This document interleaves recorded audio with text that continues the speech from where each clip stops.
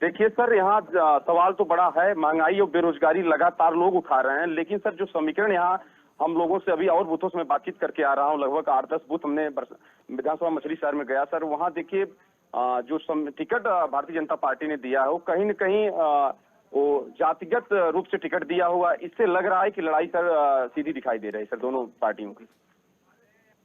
मतदाता जो कह रहा है और यहाँ की जो मूल समस्याएं हैं जौनपुर की, रमन आपसे समझना चाहूंगा, क्या यहाँ जो भारतीय जनता पार्टी मंच से दावा कर रही है कि इस कदर विकास हुआ है, क्या वहाँ विकास हुआ है? और इससे पहले अगर जो स्थिति बन रही थी वहाँ क्या कुछ, वहाँ सबसे बड़ी समस्या क्या है? जी सर, मुद्दों पे मैं बातचीत करता हूँ, सीधे आइए हम जनता से खुद बातचीत करते हैं। मैं लगातार मौजूद हूँ, आइए मैं बातचीत कर रहा हूँ। जी आपका क्या नाम है? मेरा नाम तारनाथ सरोज। आप वोट मतदान दिए कि नहीं है? दिए। मतदान क्या सोचकर इस बार आप किए हैं? मतदान इसलिए दिया हूँ साहब, ये सरकार आए, बच्चों को पढ़ाई लिखाई दे देते जी, और हम लोग को रोजगार मिले जी। हम लोग धंधा पानी बंद है साहब, घर द्वार बंद है, हम लोग बहुत परेशान हैं। यही सोचकर आप मतदान किए हैं? तो विकास को लेकर आप मतदान? हाँ, विकास के लिए साहब, विकास लिए जरूरी है। चलिए ठीक है। आपका क्या नाम है? राजकुमार जी, आप क्या सोचकर मतदान इस बार किए हैं?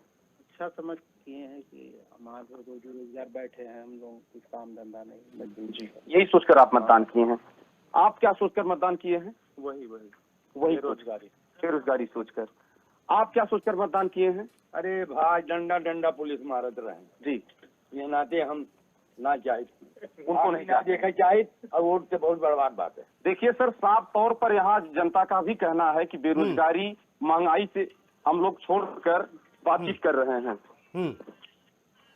रमन, मैं आपसे समझना चाहूंगा, आपने पूरा जनपद के हर एक विधानसभा क्षेत्र में 9 विधानसभा क्षेत्र आप बता रहे हैं और 9 विधानसभा क्षेत्रों में आप गए हैं, वहां सबसे मूल समस्या क्या है? हर एक विधानसभा की अगर बात की जाए तो किस किस तरह की समस्याएं हैं वहां लोगों के सामने?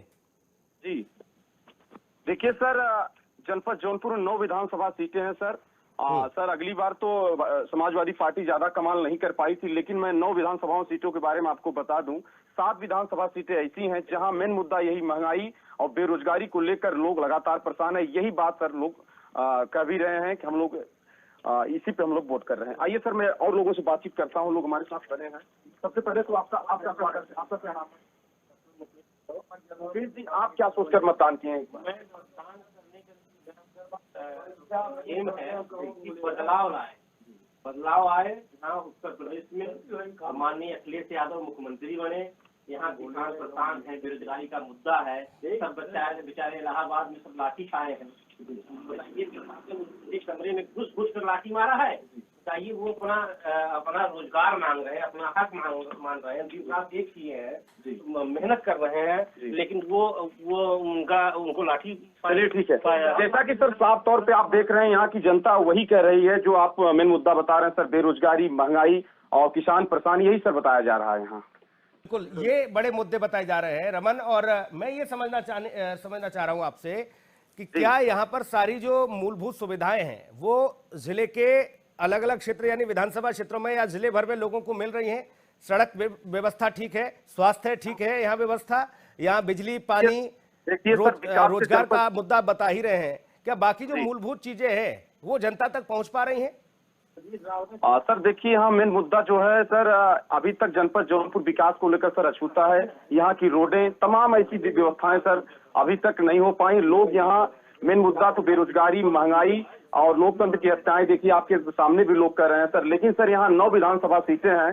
अभी तक मेरे जानकारी के अनुसार सर हर विधानसभा सीटों में सर पहुंचकर सर्वे भी किया हूँ, बातचीत भी लोगों से किया हूँ। यही मुद्दा है सर, 7 सीटों पर समाजवादी पार्टी का एक वर्चस्व दिखाई दे रहा है और 2 सीटों पर सर समाजवादी पार्टी और भारतीय जनता पार्टी की बड़ी ही एक अलग लड़ाई सर दिख रही है।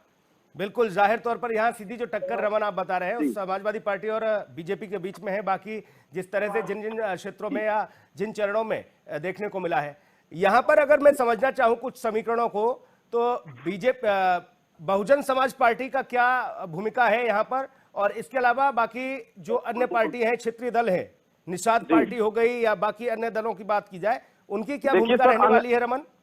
जी सर, अन्य दलों की अगर हम बात करें तो बहुजन अगर सर कहीं चुनाव लड़ रही है तो एक विधानसभा 370 यहाँ मणियाऊ है सर, वहां से आनंद दुबे भारतीय जनता पार्टी से लाइन लगाए हुए थे। उनको अगर टिकट वहां से नहीं मिला तो भारतीय जनता पार्टी छोड़कर सर वो बीएसपी में उन्होंने अपना दामन थामा, वहां सर उनकी लड़ाई कहीं न कहीं कुछ सही लग रही है बहुजन पार्टी की सर। मतलब पूरे 9 विधानसभा ये माना जा रहा है कि सीटों में बीएसपी भी यहाँ चुनावी मैदान में तो है ही, और इसके साथ साथ बीजेपी और समाजवादी पार्टी की जो टक्कर है, अगर कुछ भूमिका ऐसी बनती है रमन जो बीएसपी का कोर वोटर माना जाता है, तो ये क्या माना जाएगा कि त्रिकोणीय मुकाबला बन सकता है? देखिए सर, जो उनका जो मूल वोट है कहीं न कहीं इस बार समाजवादी पार्टी में भी 10 से 20% जाने की आशाएं हैं, और उनका सर बहुजन में जाना तय है। और सर भारतीय जनता पार्टी में विधानसभा मछली शहर की बात मैं बता रहा हूं सर, उसमें भी 20% सर जा रहा है। कांग्रेस की कोई उम्मीद वहां पर? कांग्रेस पार्टी लड़की हूं लड़ सकती हूं को लेकर आगे बढ़ रही है और प्रियंका गांधी ने कमान संभाल रखी है, तो कांग्रेस की क्या कोई भूमिका है वहां? नहीं सर, यहाँ देखिए नारा प्रियंका गांधी ने जरूर लगाया, लड़की हूँ लड़ सकती हूँ, लेकिन सर टिकट का जो समीकरण यहाँ है, लगातार जमीनी लोग यहाँ से लाइन लगाए थे कांग्रेस पार्टी से टिकट लेने के लिए। लेकिन यहाँ आपसे मैं बता दूं विधानसभा मछली शहर की बात, तो यहाँ पंकज सोनकर को यहाँ टिकट उनकी पत्नी माला सोनकर को दिए गए, इससे विरोध काफी रहा। इससे सर वो लड़ाई में कहीं न कहीं कम दिखाई दे रही सर। बिल्कुल, जाहिर तौर पर यहाँ किसानों की जो बड़ी समस्या सामने आ रही है, यहाँ आपने बताया कि देखिए जो आवारा पशु है वो फसलों को चट कर जाते हैं, ये एक बड़ा मुद्दा माना जा रहा है। ग्रामीण क्षेत्र के लोग क्या इस बात से इत्तेफाक रख रहे हैं या फिर ये सिर्फ एक चुनावी मुद्दा रहा है? नहीं सर, बड़ा सवाल इसी चीज का है। लगातार किसानों के बीच में हम जा रहे हैं, किसानों का एक ही कहना है कि सबसे ज्यादा अगर हम परेशान हैं तो इसी जानवरों से, आवारा जानवरों से, जो लगातार फसलों को बर्बाद कर रहे हैं। और सर बिजनेस की बात हम करें तो लगातार आए व्यापारियों से मेरी सर बातें हो रही हैं, वो लगातार लोग धंधा बिजनेस को भी लेकर सवाल उठा रहे हैं कि हम लोगों का जो माइनस में हम लोग इस बार चल रहे हैं। तमाम मुद्दे सर बता रहे हैं लोग, महंगाई, बेरोजगारी, यही सब मुद्दा है सर। रमन, जो मेरी सहयोगी हैं कुनिका, वो भी मेरे साथ स्टूडियो में मौजूद हैं, वो भी आपसे कुछ सवाल करना चाहती हैं। जी रमन, 7वें चरण यानी आखिरी चरण का मतदान जो है वो चल रहा है, तो मैं आपसे ये जानना चाहूंगी कि आधी आबादी मतलब जो महिलाएं हैं उनका क्या जो रुख है वो देखने को मिल रहा है, आप बता सके तो। देखिए मैडम, महिलाओं का जो रुझान है अभी तक, जो मैं विधानसभा मछली शहर होते तमाम बूथों पे जाकर सर मैडम सर्वे भी किया हूँ, कहीं न कहीं महिलाओं का एक ही मुद्दा है कि हम लोग लगातार हम लोग भारतीय जनता पार्टी में सिर्फ राशन की बात जरूर कर रही भारतीय जनता पार्टी, लेकिन हम लोग इस बार समाजवादी पार्टी को इसलिए पसंद कर रहे हैं कि जो सर अखिलेश जी का जो अहम मुद्दा है 1500 रुपया वृद्धा पेंशन से लेके समाजवादी पेंशन, इसके बाद तमाम 300 यूनिट बिजली फ्री लेकर तमाम मुद्दा ऐसे बता रहे हैं। यानी जो लड़ाई है वो रसोई से भी कनेक्टेड है। रसोई जो महिलाओं की गड़बड़ाई है इस बार, क्योंकि आम आदमी की तो जेब गड़बड़ा गई, महंगाई इस कदर बढ़ी है और महिलाओं का रसोई का बजट बिगड़ गया है, इसलिए उन्होंने ठान लिया है कि ना इस बार तो परिवर्तन करना है। परिवर्तन को लेकर सक्रिय महिलाएं, लगातार मेरी बातें भी हुई, उन्होंने कहा कि अखिलेश जी ने भी कहा है कि फ्री में 5 साल राशन, गैस सिलेंडर, तमाम ऐसी ऑयल वगैरह को लेकर उन्होंने बयान दिया कि हम लोग भी इस बार परिवर्तन चाहते हैं, यही उनका बयान है। अब कहां परिवर्तन करेंगे सर, तो समय बताएगा। बिल्कुल, ये 10 मार्च को तय हो जाएगा और इसके लिए भी काउंटडाउन शुरू हो चुका है। आज आखिरी चरण है रमन, और शाम 6 बजे तक ये भी प्रक्रिया समाप्त हो जाएगी। उसके बाद स्थिति ये देखने को मिलेगी कि वहां 10 मार्च को दोपहर 11 से 12 बजे तक ये तय हो जाएगा कि उत्तर प्रदेश में किसकी सरकार बनने जा रही है, जनता ने किसके सर जीत का सेहरा बांधा है, ये तय 10 मार्च को हो जाएगा। लेकिन रमन, सबसे महत्वपूर्ण और सबसे बड़ा सवाल जौनपुर 9 विधानसभा क्षेत्रों को लेकर चलता है, एक जिला, और 9 विधानसभा सीटें जो है वो बड़ी निर्णायक भूमिका अदा करती हैं। ऐसे में सबकी नजर जौनपुर पर भी है, लेकिन जौनपुर की जो व्यवस्था है, जौनपुर जो अपने आप में एक ख्याति प्राप्त है जौनपुर, ये माना जाता है कि जौनपुर भी बहुत एक बड़ा निर्णायक भूमिका अदा करता ही है विधानसभा चुनाव में और लोकसभा चुनाव में। लेकिन जो मतदाता, जो आपने समीकरण बताए जातिगत, यहां मैं ये समझूंगा रमन आपसे कि पार्टी के जो प्रत्याशी हैं वो ज्यादा महत्वपूर्ण है या पार्टियां खुद अपने आप में महत्वपूर्ण है? यहां प्रत्याशी का कोई दबदबा है?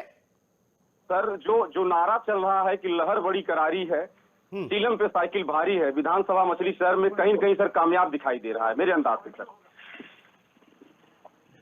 बिल्कुल, कहीं मैं ये समझना चाह रहा हूं, ये सिर्फ मछली शहर का मसला नहीं रमन, चीजों को समझिए।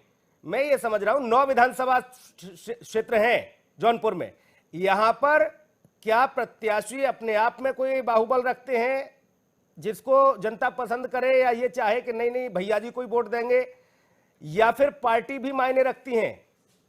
देखिए सर, जनपद जौनपुर में अगर हम आपको बता दें तो सबसे ज्यादा अगर यहाँ बात की जाए तो पार्टी का सबसे बड़ा असर है कहीं न कहीं अगर देखा जाए तो। जैसे विधानसभा मछली शहर की मैं आपको बात बता दूं कि यहाँ से 2 बार के एमएलए, 2 बार से शाहगंज के एमएलए जगदीश सोनकर यहाँ से विधायक रहते थे सर। उनका टिकट सर एंड मौके पे कटा, जैसे कल नामांकन होगा, आज टिकट का